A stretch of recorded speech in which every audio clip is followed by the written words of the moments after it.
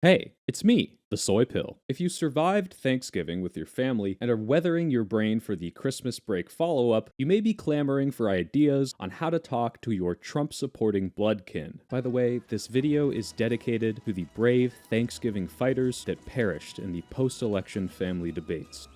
This video is a guide on how to talk to your Trump-supporting family or any Trump supporter you encounter. I'll be using some clips from a discussion I had with a Trump supporter, Jack. Jack was kind enough to have a chat after I broke into his house and told him that I'd leave if he sat down and talked with me for 3 hours. If you want to see the extended interview, it's already up on my Patreon for paid members. Joining my Patreon means you get my videos early, exclusive content, and you'll be helping me quit my real job and moving to doing this full time. Which reminds me that I probably shouldn't have shared my channel with my coworkers and boss. Boy, do I love creating shareholder value. Now, before I get into it, I want to set a few things straight. Number one, this guide can be applied to anyone you disagree with. I'm using Trump supporters as a backdrop because that's who I have these discussions with. But if you're a Trump supporter, this could help you work the other way around. Really, it should work for any diametrically opposed groups. Republicans and Democrats, Christians and atheists, Bloods and Crips, or even Star Wars fans and Star Wars fans.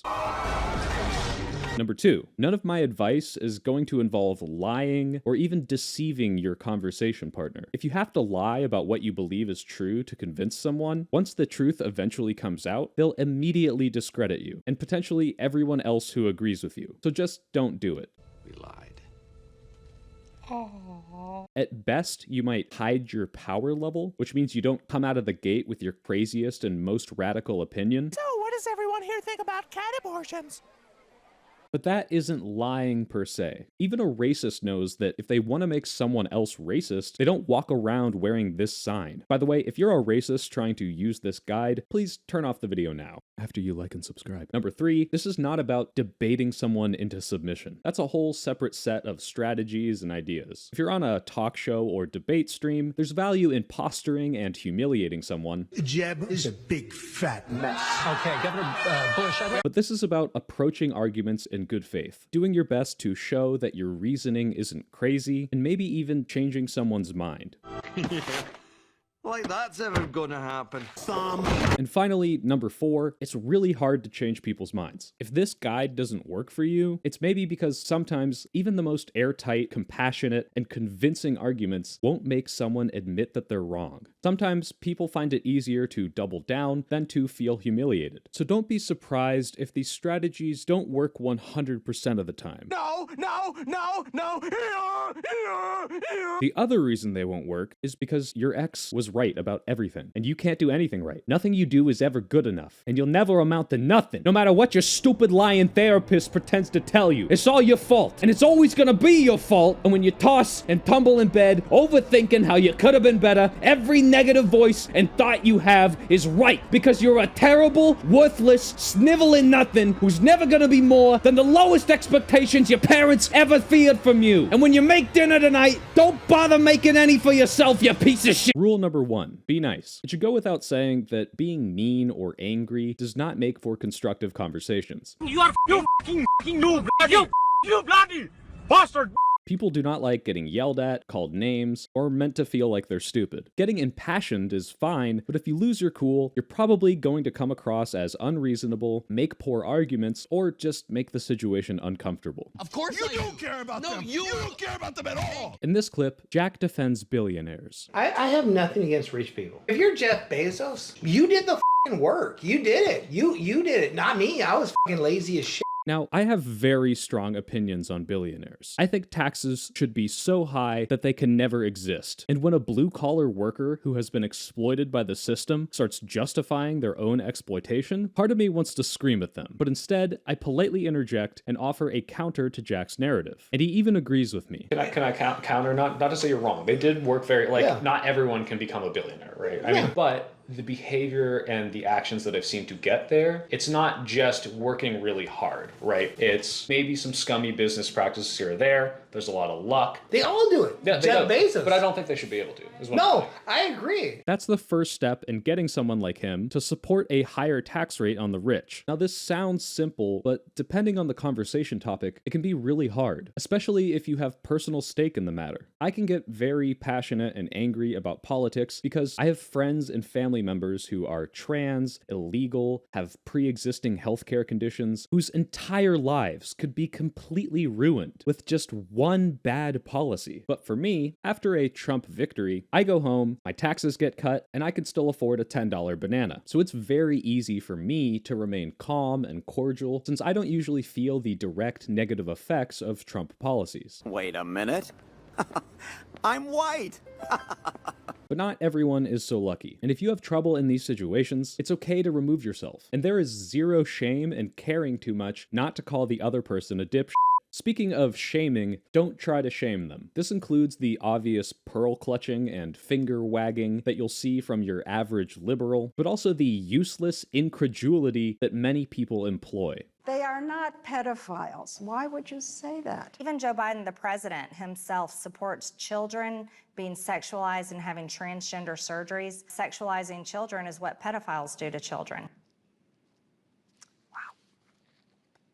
Okay. How could you think that Trump is a good president? I just don't see how anyone could vote for Trump. Like, good job. They didn't even think about their morals or principles for more than 2 seconds. And you asking them if they really believe that has made them change their mind. Yeah, there's a chance if they really respect you, they might question their opinion, but more than likely, you're just gonna shut off the conversation by coming across like an unreasonable prick. So me and my wife, we went to a movie theater, a place which is in pretty much the rich Silicon Valley area. And this lady, we were talking, she was just chit-chatting. Oh, where are you guys from? And I said, oh, where we're from.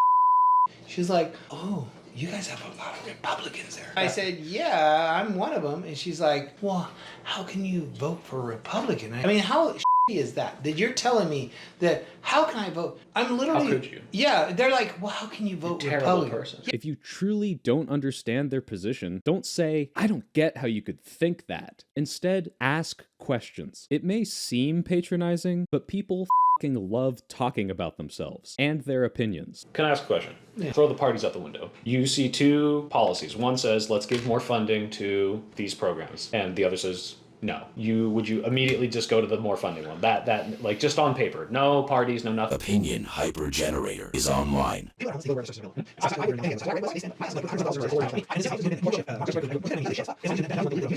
Questions like this show that you genuinely want to understand them and are more inviting. So the more questions you ask, the more they explain themselves, and the better that you can find some common ground that may swing them your way. And finally, if there's any social norm that you can take place in to be more friendly, do it! If they want to shake your hand, shake their hand. If you're talking to a Muslim and they need to do one of their 5 daily prayers in the middle of your conversation, make some room in your closet. I happen to not drink, but Jack offered me some whiskey, and I accepted, because that makes for a more comfortable environment. And because if only one of us was drunk, it'd be like debating Joe Biden. On the total initiative relative to what we can do with more Border Patrol and more asylum officers. President Trump? I really don't know what he said at the end of that sentence. I don't think he knows what he said either. Rule number 2. Avoid politically charged words or phrases. Some people might have you believe that only the left has words or phrases that trigger them. The reality is, every single American citizen can be activated like a Manchurian candidate with hundreds of words and phrases, including but not limited to my body, my choice, tax the rich, damaging to democracy, Black Lives Matter, Nazi. Avoiding these words doesn't mean you can't talk about the essence of what those words and phrases mean, but just that you shouldn't say the specific words and phrases. Because when you say any of these things, your conversation partner's brain is instantly supercharged with 15,000 hours of right-wing media talking points and dialogue options that can make the conversation a lot more difficult to navigate, especially if they're now applying the least charitable framing to your issue and you're arguing with both your conversation partner and every Fox News and Daily Wire clip they've ever seen. If you want a perfect example of this, look at the Republican approval rating for the Affordable Care Act when you just describe it for what it is, and then what happens when you call it Obamacare. So you don't say tax the rich. Instead, you say, I make, presumably, and this is not like a brag, but like more money than you, because I work in white collar, right? I am so okay with my taxes being higher than yours because I can afford it. Right? Yeah. Like at the end of the day, I'm going to go home, I'm going to have expendable income, I'm going to have healthcare. And you won't have to worry about your PG&E. I will not have to worry about it. I have to worry about my house payment. I have to worry about my PG&E. Right. I have to worry about my kids. Right. My daughter has to go to college. I'm not saying that no one should ever worry about a bill, but I'm so much more okay with government taking more money from me to help people like you or the homeless person because it's no skin off my back. Like, if you want to see me fail at this, watch me almost get Jack on board until I say the word Democrat. Those opportunities that you gave your daughters because of the money you had, much better outcomes. They're both going to college, they're smart. I don't think you can just throw money at something and solve it. But I support things like better healthcare, like free schools for kids, free school lunches so if their parents can afford it, they can be fed at school. Stuff like this where it's like, okay, obviously we shouldn't just don't give the world to everyone. Yeah. Right? But make sure everyone has their bare minimum needs met. Yeah. That is why I'm a progressive, because I think that the Democrats are going to get the closest to that. You see, that I had you until I said Democrats. I shouldn't have said it. Dang it. Yeah, don't say that. It's even better if you can use their language instead. I've said this before, but I firmly believe that if we start calling eco-friendly policies the war on climate, we can get most of the country on board.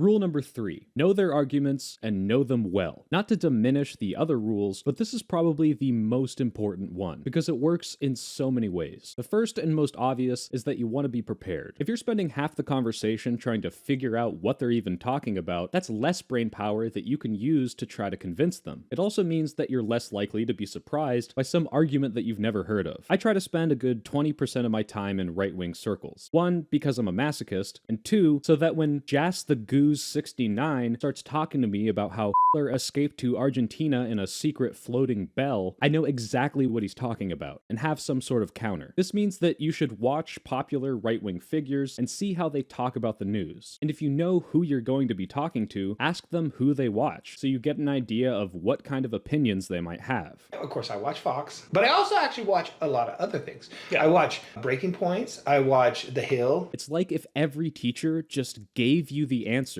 weeks before the test, but you had to watch Ben Shapiro say them. But be careful and don't assume that they're just gonna repeat what they heard from these pundits, even if that is what happens 99% of the time. The other reason this is so good is that you want to be able to repeat your opponent's argument back to them so well that they feel heard. I actually don't think conservatives are that racist. What you said was, correct me if I'm wrong, because Democrats have this kind of bigotry of low expectations. Yeah. No. Black people don't know how to use computers. Black people that's a prime example. Yeah. And then the Republicans are like, everyone can do everything and we're going to treat everyone equally. Is that the disconnect for you? Yes. If they even smell that you're misrepresenting them, you'll drive a wedge in the conversation. But if they know you understand what they're saying, you ensure that you're arguing on the same plane of reality. Once they know that you know what they know, you can move forward and get them to know what you know, you know? Oh, and this should go without saying, but for the love of God, know your own arguments too. If you don't know why you think something, you're not going to convince anyone, ever. Why are you going to vote for Harris? Why would you vote for Harris? Now, you don't have to know everything, and you definitely won't. And sometimes you can use that to your advantage. Stats and figures are usually great ways to prove a point, but I've found that when talking to Republicans, anecdotes can be incredibly powerful too. When people hear the direct effects that something has on you, they may sympathize better than if they hear some nebulous stat that will go in one ear and out the other. But what do you do when they bring up something that you've never heard of? Rule number 4, it's okay to concede, admit fault, and even change your mind. If you don't know something, that's okay, and it's okay to admit that. Bill Clinton is, I think, the person who did school choice. I'd have to look into it. I have no idea, but yeah, maybe. I think Bill Clinton did school choice. It means that when you don't say you don't know, you're probably not bullshitting. One of the most frustrating things in a conversation is realizing that your partner isn't operating in good faith. When they refuse to admit that you just proved them wrong, or they deny an obvious reality that you know is true. So are you gonna at all acknowledge that you just blew up over something that I was absolutely citing fairly?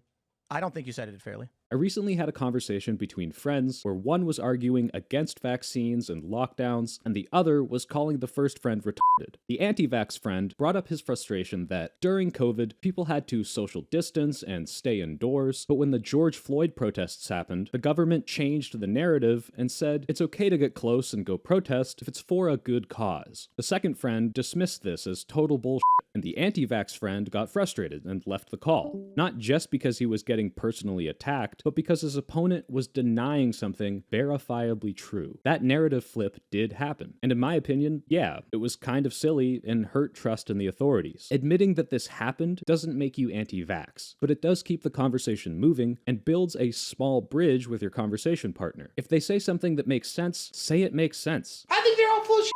Even AOC. What did AOC do to Nancy Pelosi? She's like, oh my God, we gotta go with the system. So you think that's disingenuous because she comes in as this outsider? And, yes. And I'll agree with this. She was much more radical when she first got elected. She has since become way more moderate. To be clear, if the Trump supporter is bringing up irrelevant grievances or even falsehoods, you can dismiss them, but you have to do so carefully because being right isn't enough. Utilitarianism is typically the villain in most movies. I don't care. A perfect example of this was in the debate between the late great Michael Brooks and illiterate YouTuber Sargon of Akkad on the topic of the regressive left. Recently, I was rewatching this, and Michael demolishes Sargon with demonstrably true arguments. He talks about how to make meaningful change within political movements by reaching out to activists, while Sargon blabbers on about crazy Salon.com articles where someone says something stupid like abolish whiteness. Right, okay. I'm looking at an article from Salon.com. White people are more racist than they realize. And Michael realizes that he's not dealing with a serious interlocutor and smugly dismisses these irrelevant points, pretending like he doesn't even know what Salon.com is. The New York Times, they would also be a major outlet. You'd agree with that. And Salon.com? Never heard of the New York Times. But what about Salon.com? Have you heard of them? Is that a bar? Anyway, I went to like the video, but to my surprise, I had already disliked it, because I used to watch Sargon talk about those stupid, irrelevant Salon.com articles, and Michael pretended like he didn't even know what they were. Current me sees that as funny, but previous me saw that as frustrating and bad faith. I thought Michael was uninformed, when really he was more informed than I possibly could have imagined. This isn't even to discredit Michael's performance here, because it was actually amazing, but it shows that there's value in giving just a little bit of slack if it means you can convince people better. No matter how irrelevant their grievances are, they think they're important. So try to show them why they aren't important. By the way, this rule is sponsored by Salon.com. Abolish whiteness for a darker tomorrow. Rule number 5. Know when to stop. In most of these conversations, you have to assume that both people more or less want the same things. Better lives for themselves, their friends and family, a prosperous country, etc. Obviously, there's going to be major deviations on how to get there, but if you can show that your way is better, that's how you change a mind. Oh, no, I agree. You do with that, what I just said, you agree with? Yeah, I agree. If you're starting off with completely different goals, it won't matter how good your policies are, because while you want a prosperous country for everyone, they might just want that for white people and want to deport anyone with a drop of melanin in their system. If it's pretty clear that you're wasting your time, unless other people are watching and you need to save face by making your opponent look stupid, just save yourself the energy and stop talking to them. For every intransigent white nationalist Trump supporter, there's like 10,000 down-to-earth, reasonable people that you can probably pull more to your side. You also don't want to get taken advantage of. If someone realizes that you're trying to be good faith, but they're being bad faith, they might try to steamroll you in the conversation, force you to concede things that you don't believe just to keep the conversation going. Use your questions as an opportunity to pontificate about their insane positions, or in general, follow the opposite of all of these rules, knowing that you won't do the same. Those guys. Either break all the rules and go ape shit on them, or just stop talking to them. In my case, when to stop was after 3 hours and a lot of alcohol, and when Jack started repeating the same arguments over and over because he forgot that we already talked about them. No shame to him though. That's not bad faith. That's 3 hours of drinking and politics. Thanks again, Jack, for standing your ground in the conversation and not at the front door with a shotgun. Like I said, this guide is not a catch-all, but if you follow it, you'll be better than 99% of the population at talking to people you disagree with. I'm tired of people talking past each other, and I hope this helps people from all backgrounds get better at conversations, period. However, if this goes horribly wrong, I'm setting up a live stream hotline on Christmas Eve to give advice for your family shouting matches. That way, you can sneak off to the bathroom for your locker room pep talk with me before you go back out for blood sports. Thank you to all my Patreon supporters, but especially my premium supporters, Church, Died Famous Inc., and Nipple Fisting. I don't know what happened with the algorithm, but I'm happy that more people are seeing my stuff, and I still haven't reached the inflection point where I can't read almost every comment, so keep them coming. And don't forget to type 1 to end the deep state.